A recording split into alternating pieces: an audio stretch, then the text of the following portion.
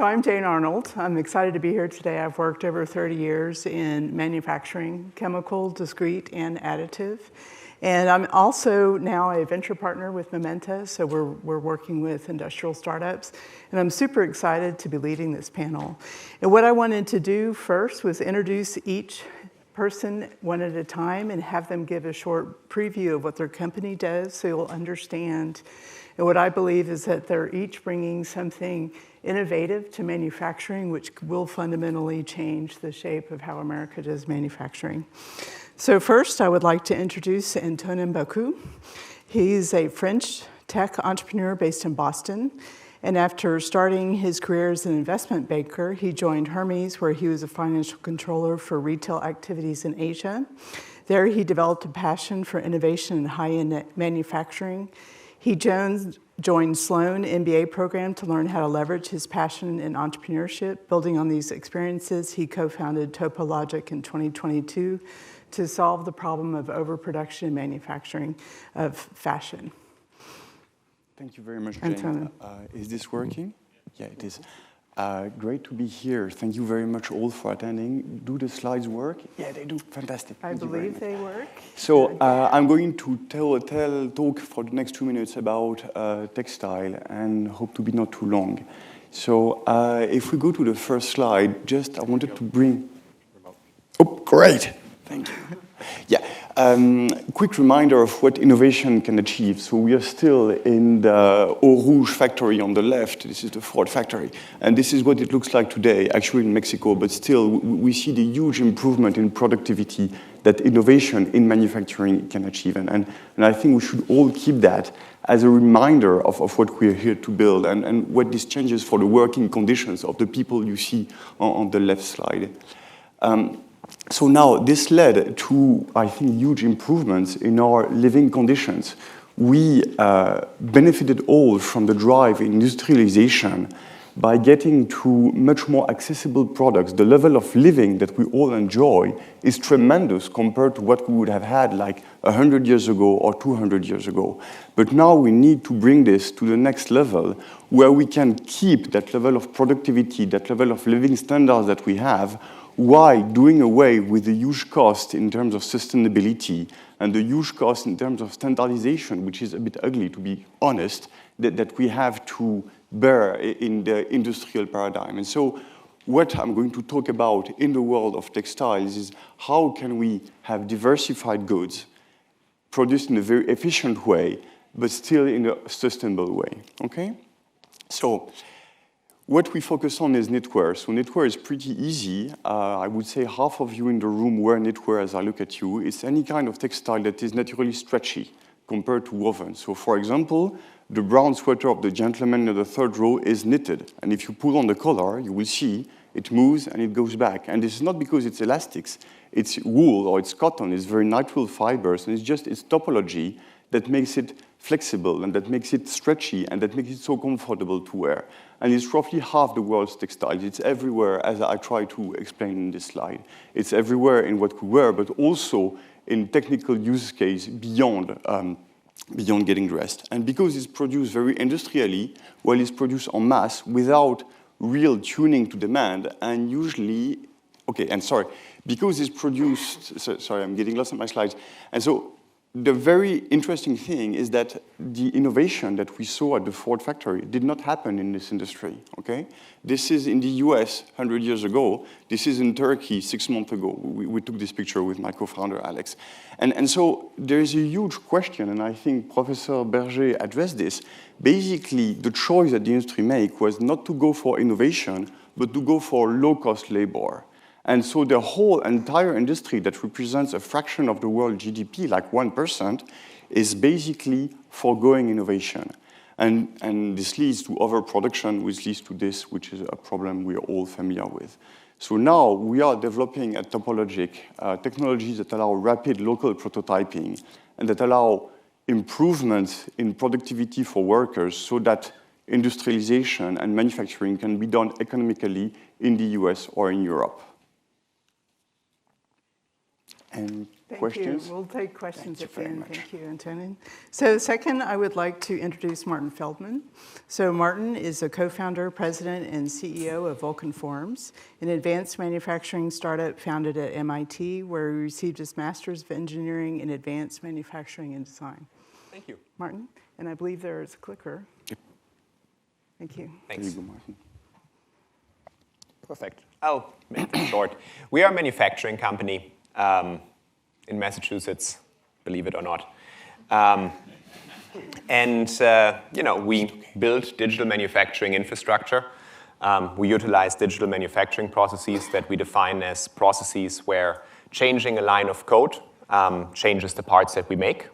The most fundamentally digital processes that we are using are heat treatment. It's about as digital as it gets.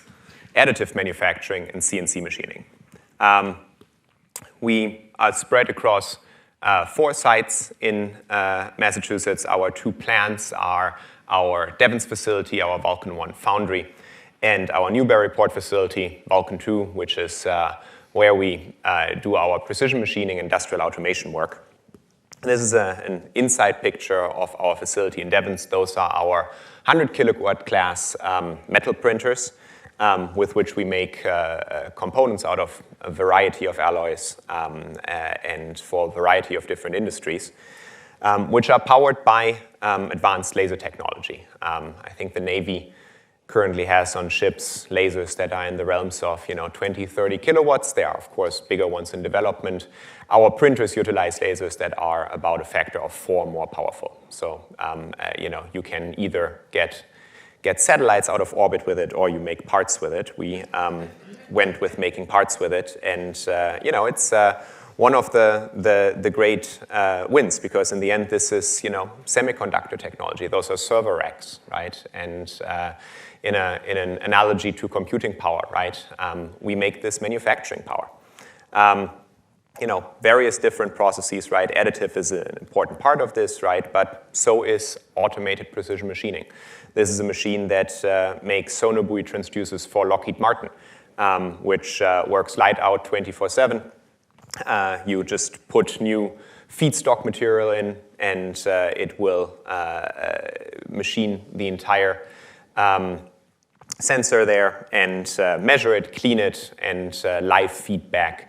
The tool offsets that you need to use, those are unbelievably precise parts in order to make sure you know where the submarine is, and you need to actively correct for tool wear and all of that. And we have by now 2 machines of this. The demand of this will taper off at approximately 6 of them. So, not just innovation on the additive side, but also there's lots to do on precision machining. And then you use these processes to put end-to-end processing together and make components such as implants and semiconductor components, aviation components, rocket engines, and more. Those are hip implants that are fresh out of one of the printers. Thank you very much.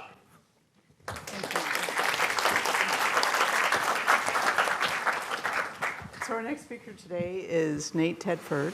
So Dr. Nate Tedford is the head of foundry at Ginkgo Bioworks, headquartered in Boston. He has over 20 years of experience in building tech platforms in the fields of synthetic biology, systems biology, gene therapy, protein engineering, and medical diagnostics in both academia and industry. He's an expert in metabolomics and proteomics and has applied these approaches to understanding diverse and complex biological systems. Over the last decade at Ginkgo, he's grown a variety of teams and capabilities in the foundry, the company's highly automated factory for cell programming and high-throughput design, build, test, learn paradigms to successfully apply biologically engineered solutions to a number of industries and applications. Nate? Thank you, Jane. Am I on? Maybe not. Very good. Thank you. Disclaimer. Okay. So Ginkgo, founded at MIT. We're actually turning 15 years old this summer. Came out of Course 20, the Biological Engineering Department, as well as Course 6 from CSAIL, from a group of PhD students and a professor who were aiming to approach using biology as a true engineering substrate to make a variety of products. We are building a horizontal platform for cell programming to serve a number of industries, which I'll talk about. Very fortunate to take the company public in 2021. We're very proud that we were able to put a T-Rex on the front of the New York Stock Exchange. So, fun MIT nerdy whimsy, but also as a result, very well capitalized. And so looking to add technology to our platform to be able to harness what is still a very complex engineering substrate, biology and biological engineering. We're headquartered in Boston. We're in the Seaport. Also have some space in Cambridge, as well as a large presence in California and then distributed in Europe where we've made some technology acquisitions. So when you think about biology and you think about where people invest, largely you think about human health and clinical applications. That said, microbial and mammalian cells are incredibly powerful machines to make a variety of products. Small molecules, proteins, materials, cells themselves as products, either for immuno-oncology, for instance, or for environmental remediation. And so we're really aiming our platform at a variety of markets to be able to serve applications that are difficult to solve with traditional chemistry and manufacturing practices, or complement those with more green approaches. At Ginkgo, we strive to not vertically integrate. So we're building a platform in the form of our foundry to be able to bring scale and automation in prototyping and designing biological cells to make these products, and then hand them off to viable manufacturing processes at the appropriate scale. So today we have around 100 programs with a variety of commercial partners on top of our platform, and then we serve as a technology integrator to bring in automation, software, and the like. And so, in general, when we think about coding, we do think like software engineers. Over a quarter of our technical staff are either software engineers or automation engineers. And so we're writing that sort of underlying code to run the infrastructure to be able to better program and rapidly prototype cells, just like you would with a fab. So that's what we call our platform, the Foundry, hearkening what has happened in the semiconductor industry at Vulcan Forms. In more mature industries where we really can design and do precise engineering, we're harnessing that in cells. Thank you. Thank you very much. If everyone will join me here. So as you can see, each of these experts represent a different type of manufacturing in the U.S. And also with that, they are in a different stage of their career, their company is. So at Ginkgo Bioworks, they've gone public in the recent years. Martin at Vulcan Forms, they recently had a large fundraising round. And Antonin at TopoLogic is in an early stage. So there's going to be an interesting perspective on how they have both survived and thrived the market disruptions of the last years and how they're working to change manufacturing. So speaking of the market disruptions, how have they affected you personally or your companies, and have they actually opened a market opportunity? So Nate, will we start with you? Yeah, when the pandemic arose and we saw supply chain issues crop up amongst a variety of our supply chains, we definitely suffered. We had aimed to pivot part of our business to work on pandemic response, and frankly, just accessing the plastic you need and the plates and robotic tips that you're using to carry out molecular biology operations was limiting. So we really had to hedge our bets and go to a number of suppliers that we wouldn't have thought of working with before. That's really guided our thinking moving forward, where we've been trying to get more efficient in miniaturizing how we do our work, as well as bringing on new technologies that aren't as dependent on consumables that we don't have as good of a control over the supply chain. Okay, thank you. Antonin? Yes. Well, during the pandemic, when we started working on TopoLogic at the end of the pandemic, the theme of supply chain disruption was very big. And in the world of fashion, which is our beachhead market, it's a huge problem because if you miss a season, then you've missed it and it's not going to come back. And so you are stranded with produced good that you're not going to sell.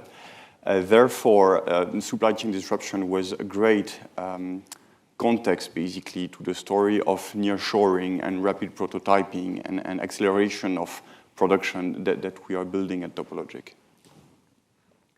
Yeah, I mean, I think that, of course, a lot of our customers have woken up to their own exposure towards their supply chains. But I do still think that on a larger scale, it's a little bit like the DoD realizing that, gee, it would be nice if our procurement process would be better, right? I mean, we know that. But it's very hard to steer these gigantic ships around and, go fix that. I think there is a lot of inertia. There's definitely a lot of inertia, and when we were talking earlier, you had talked about how this actually opens up, ideas about problems and addressing them. And in my last employer, the procurement process was really a nightmare, and then you add supply chain on top of that, supply chain issues, and it's very disruptive. So what has been your customer acquisition strategy, maybe before but also during the pandemic, and how have you adopted it to address these problems, and who's maybe the most open to your market? Antonin, do you want to start? Yes, sure. So a little bit of context, what we are building, which I maybe did not explain in enough details, is a platform that connects designers and brands with their production capacity, and that provides the designers with design tools and rapid prototyping, and the factory with blueprints to produce what the designers are requesting. And so we face two different types of customers, and on the designer type, well, the go-to-market is to offer very rapid prototyping and change. And to that, they are very reactive, because getting new products in your hand and seeing them and trying them and see if you like them, if you don't like them, if you think your end customers are going to buy them or not, is really is a killer for. I mean, it's like the root of the thing for fashion. So this works great. On the other side of the people we talk to, they love to be enabled with automation. I think we'll talk more about this later on. But our go-to-market strategy for the factories we talk to is to, hey, we'll help your manufacturing, and they are pretty helpless, and so they love to hear that, basically. Yes. Martin? Yeah, I mean, for our hardware business, I think that, in general, there are probably more, but overall, I see kind of two different go-to-market strategies. You either do, a lot of parts that interact with everybody's daily life, consumer stuff, which is probably a little bit easier to enter the market with, right? And perhaps even to scale quickly if you hit the right thing, or you do critical non-discretionary applications, right? And we decided to do the latter part. We decided to do stuff that is non-discretionary, be it implants, cruise missile engines, or semiconductor hardware. And because of that, due to the pandemic, actually nothing really changed with our customer acquisition strategy, right? Because hey, you still want to make medical hardware, right, or defense hardware or semiconductor hardware, so let's go make it. Which of course comes with a host of other challenges, right? It's nothing ever moves as quickly as you would like it to. Right. But because we chose the latter path, we haven't really needed to change the way that we roll. That makes sense. Nate, did you see anything in yours? Yeah, we've evolved quite a bit. So in part, we had a pretty non-traditional start. So synthetic biology was in its nascent stages 15 years ago, and we did not raise any institutional capital for the first 7.5 years of our existence. And so we aimed to build a platform with some government funding, but also aim at markets where we thought that we could get to market sooner. And so we focused on industrial chemicals, where we could provide a drop-in solution, taking hundreds of thousands to millions of shots on goal in biological pathway design to make very complex chemicals for various partners, where they could drop that in, it would pass regulatory. You wouldn't have to wait 6 to 10 years for the FDA to say go or no go. That has evolved over time, so both in part with our pandemic response work as well as with now being well capitalized after taking the company public, we've branched out into 3 major verticals. So sort of a broader focus in industrials, chemicals, consumer-facing products still, but a very large focus in agriculture now. looking at how we can bring biologicals, either proteins or cells themselves, to give natural pesticides or sort of crop protection agents, as well as engineer plant traits for better agricultural products. And then increasingly so, we have aimed at the biopharmaceutical industry. So taking that same sort of systematic approach in biological design to make better cell therapies and gene therapies, make better RNA technologies for therapeutics and tool development. And so that's been a really fun place to expand our platform recently. That's interesting. Thank you. I see that there's a great opportunity for evolvement and acceleration. So, Martin, I wanted to start with you on this next question because you had the most recent successful fundraising round. And given the large capital investments that startup manufacturers need, how much pressure are you to ramp up quickly? None whatsoever. I love that really fast answer. And I guess I don't need to worry about the next part, but is it consistent with what you need to deliver for healthy long-term growth? I mean, do you see any conflicts there with that? There are certainly conflicts. There's no question about this, right? One needs to, one needs to navigate them. I think there's always an easy answer, and that is, if you would just give me all the time and all the money, then we'll make stuff perfectly. Well, right. Of course, but that's true for it doesn't need our team then to solve this challenge as well, right? True. Everybody can do it, right? With an infinite amount of resources and time. You can do just about anything. So I do think it is, while there are conflicts, it is very valid to, prove out things quickly, right? To show a product market fit, to learn how to operate this system, right? Because there's a lot of sausage that we make in the back, right? This is not all just this people sit there with their AR, VR equipment and just make components. And you want to exercise that. You want to learn, right? And the nice thing is if you are creating parts in such a data-rich environment, right? Every part that you create will make the next part better. That's actually true, right? So you do want to exercise that system. And you want to show the product market fit, etc. But you also need to make sure that you are not completely messing yourself up for what comes in 24 months, right? So it's a balance, but I think it's a healthy battle and not something to complain about. All right, thank you. And Antonin, do you have a perspective on that? Yes, absolutely. And I think I'm going to be very repetitive, but it's really the tension between, for us, our financiers, which are VC firms, and which push very strongly for product market proof, demand proof, customer wanting to, as Bill Hewlett would say, will the dog eat the dog food, basically, a kind of mentality. And on the other hand, the strive to build technology. What we do, we are trying to replace or to augment an industrial system that already works. So if you're going to do something, you've got to build the technology to do it really far better, like in a no-brainer kind of way better. And doing that demands to focus on technology. And so you've got this tension between product to market and being very commercial and being very tech-driven. And I think it's a very healthy thing because if you do either, if you fall on too much of either side, then you're a bit lost. If you fall on too much, I'm just selling stuff, we lost our way as a tech company. But you can also get totally lost in the dream of technology and let's build this and this and this and this and realize someday that nobody wants to use it actually, and then you've just wasted your time and effort. All right, thank you. Anything different to add, Nate?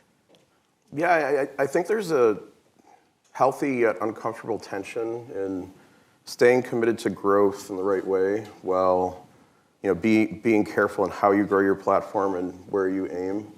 I'd say for where we want to grow Ginkgo, we very much are adolescents now, right. Seeing where the company is. And so we've experienced 4 to 5 years of very high growth now. I've seen the company double 8 times. And so thinking about how you add in process to be wise in how you run the platform in an efficient way while still staying nimble is a grand challenge, but something that I think is very important. And if you lose that ability to aim at new things and quickly bring on new technology, you basically start to look like a pharma company. And I don't want that to happen to us. So try and be very careful about that. Yeah, that makes sense. As you know, today we have several people from the government with us, as well as with people from the press. So I wanted you to have an opportunity to discuss if there are government policies that are helping you ramp up or slowing you down, and what policies would you like to see, and perhaps we can communicate to folks in this room about how to make improvements in the government policies which will actually improve manufacturing, specifically startup manufacturing. I could start. In the world of biomanufacturing, I think that we're starting to see that switch flip, where there are opportunities to manufacture a number of product lines, but I think that we're also seeing some hurdles. So there's a lack of upstream and downstream capacity to manufacture in the U.S. And so knowing that we can support both fermentation and cell culture-based manufacturing processes distributed around the country with more of a partnering model, as well as leaning on large partners who do have that internal capability is going to be very important. And so seeing programs like BioMade, BioFab that are represented here today is really important, and amongst other organizations. But seeing that progression, I think we're getting there, and we definitely owe a lot to government agencies that helped us build up, and they saw that. Okay, thank you. Antonio? Yeah, I'll answer this question in the context of early stage startup, and first seeing a drive for manufacturing policy, reindustrialization policies is just heartwarming. Like, startuping is not easy, and so seeing people say, hey, go for this, we need this, it's going to work, we'll support you one way or another, even if it's only words, it helps. So thank you for that. The second thing, it's good and bad. We struggle a bit with the jungle of grants and SBIRs and whatnot. And what we figured out is that basically it was not tuned to the way innovation happens at early stage startup. Like, okay, wait for 1 year and we'll give you some money. Well, but in 1 year we'll be dead. Okay, so what do? We go to VCs, and then, okay, let's go to VCs and tell VCs, hey guys, now that in 1 year we'll not be dead, let's go SBIR, this will not dilute anyone. Don't do this, just take more of the same from VCs. And so there is a sort of not really from a great idea and a great drive to have startups bring about innovation, there is a sort of lack of adjustment to how the system really works in an ecosystem as Boston, for example. I think it'd be amazing if we could get the government to work in the agile fashion that startups work. That would really fundamentally change everything. As a foreigner, I will make no comment. Martin, do you have anything to add to that? I mean, the first thought is you don't want to be governed by me, so that I can assure you. But there are two things that come to mind. The first one is that we are absolutely not exclusively surrounded by friends. And we have to, with absolute brute force, build up our hardware, process innovation, and product innovation ecosystem. Because otherwise we'll fade into irrelevance, and I'm genuinely scared of that. So there's no question of that. And if brute force isn't doing it for you, then you're not using enough of it. I mean, that's really the thought that I have on this. The second part is make it exciting again. I mean, I became a manufacturing engineer because I grew up on the old Discovery Channel documentaries about Charles E. Sorensen, inventing with Henry Ford the moving assembly line, right? The B-29, right? The big press program, right? Those, like, if you flew here on a plane, right, then you sat on a component that is made, 60 miles to the west of here at the PCC plant, right, the big forge, right? They are 70 years old now, and without them, the U.S. aviation industry wouldn't run, right, and the defense industry, for that matter, Wyman Gordon. And back then, there was an enormous amount of pride to be in these industries, right? I mean, look at the company that runs the tightest supply chain in the world. It's also the most valuable company. And good luck finding an executive there that has manufacturing in their title, right? I mean, that's insane to me. And there are few things, at least in my opinion, in life that are as satisfying as creating things. And if you cannot make that exciting, then, I mean, we have no business doing anything. That's my opinion. That's an excellent point.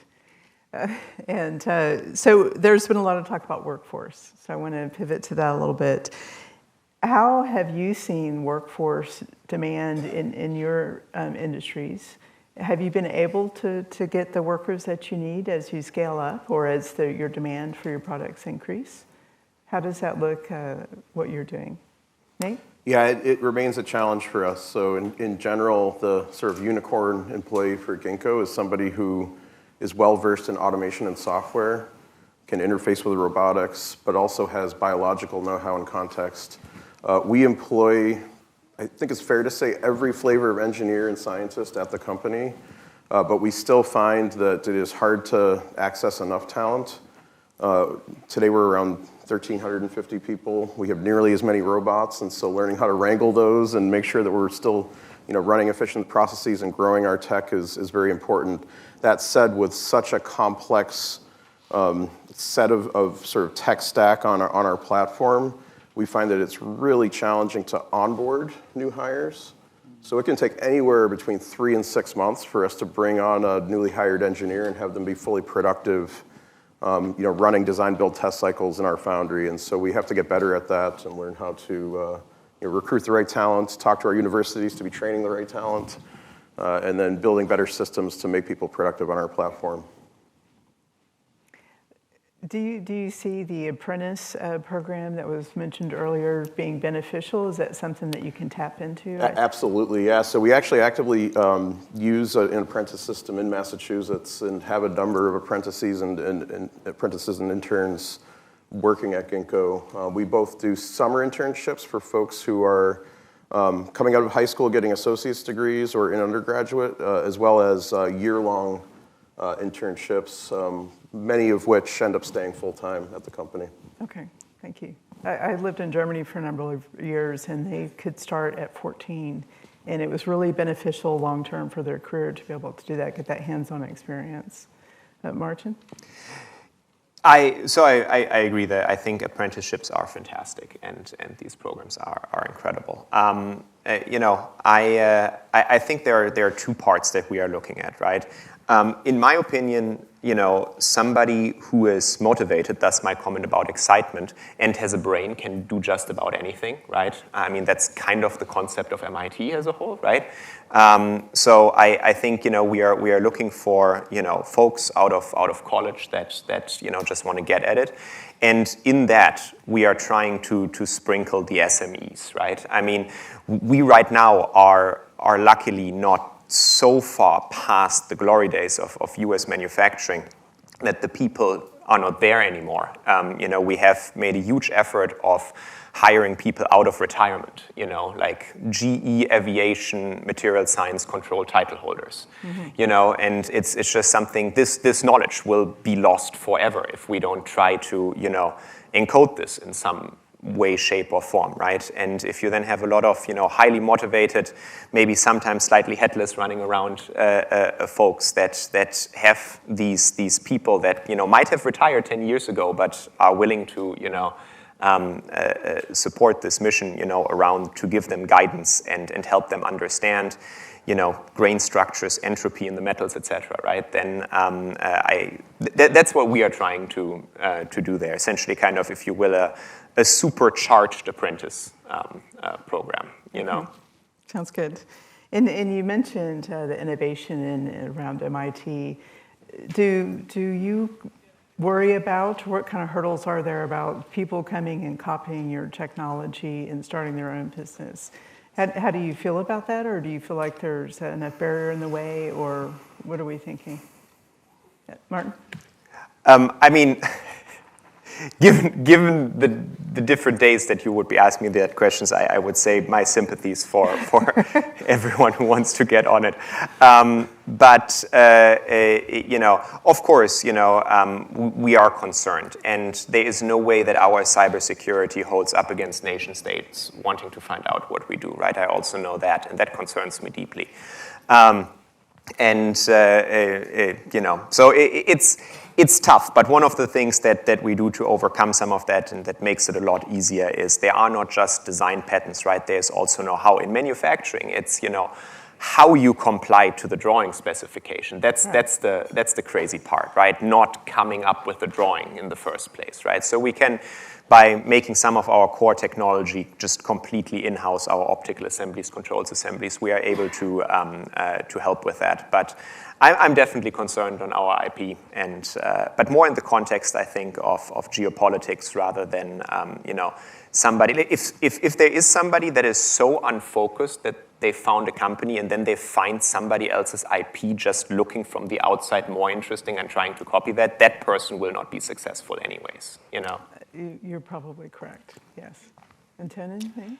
Yeah, two things on this question. The first one is that we have discovered, and Martin, this goes to something you were saying, that there is a passion in people to make stuff.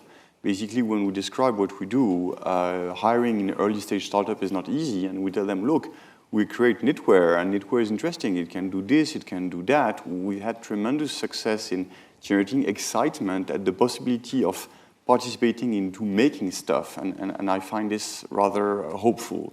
So that's the first part of my answer to your question. The second one is that we have, when touring factories, so on the manufacturing side, we have found that a lot of workers just do not want to do the work anymore. The labor is so, I'm looking for my words here, dreadful, basically, so alienating that even in low-cost countries, people cannot find workers to do the job if solutions to make it more autonomous, more comfortable, more efficient, and more productive are not found. So for us, enabling workers to do the work in a more comfortable way, in a more productive way, is actually key to achieving success, basically. Thank you. I'll make 3 quick points. So for one, if when we think about our competitive moat and how we're investing in our platform, anybody can make an investment and buy $50 million worth of robots and put them into space, but we really feel that it's what lies behind that. So the software that runs the complex logic that connects across different workflows, the know-how and how that actually does interface with biology specifically, and so that's something that we continue to invest in. Secondly, we do have an existential threat that, a complex program that we've delivered to a partner where we've maybe programmed 20 or 50 heterologous genes into a cell to make a complicated product. If that cell gets into the hands of a competitor, they can sequence the DNA of the genome of that cell and know how we did that. And so we have to be very careful to protect our overall IP strategy and make sure that we're also manufacturing in the right places so that something doesn't get released.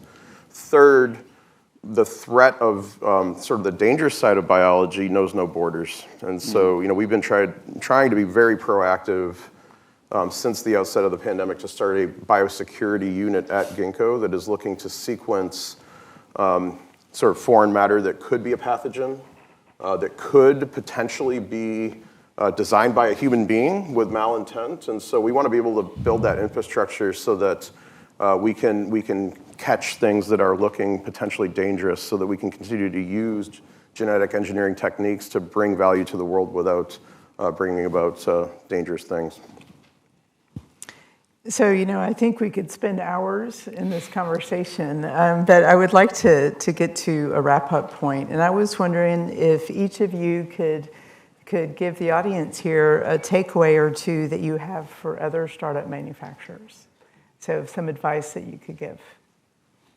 Okay, I'll give it a start. It's really tough. Like, atoms are not compliant. I'm told bits are more compliant, but atoms are not. So I would advise anyone taking that avenue to go for something that matters, that basically makes sense at a deep and personal level. It doesn't have to be your passion. It doesn't have to be like, oh, I was born to do this and that, but it has got to ring true. I was asked by Professor Berger to put forward the idea that, to me, what matters in what we're doing is that basically nobody spends their life working in the fields anymore. Like 200 years ago, most of us would have been in fields cutting wheat, and this would be a terrible waste of potential of the human brain and the human being. And by advancing manufacturing, by making it more efficient, by making it more agile, more versatile, we are doing something deeply meaningful because it's basically progress. And so I would advise anyone going down that route to connect to something like that that will help them go through the troughs of basically startuping and entrepreneurship. Thank you. Nate? Yeah, I think it was touched on in a number of the sessions this morning, but as we see this evolution of manufacturing in the US, being mindful of where you can hook into growing infrastructure, as well as building on the point that you just made, like really being passionate about what you're building and being scrappy early on. If you are a startup going into manufacturing, that will give you the control and the time to be able to interface with the utilities that will exist, as well as again, interacting with the government agencies to make sure that we are making the investments in the right places. You got to be relentless. I have to agree. Yes, excellent. Well, thank you very much, and I appreciate your attention. So, yes. Thank you.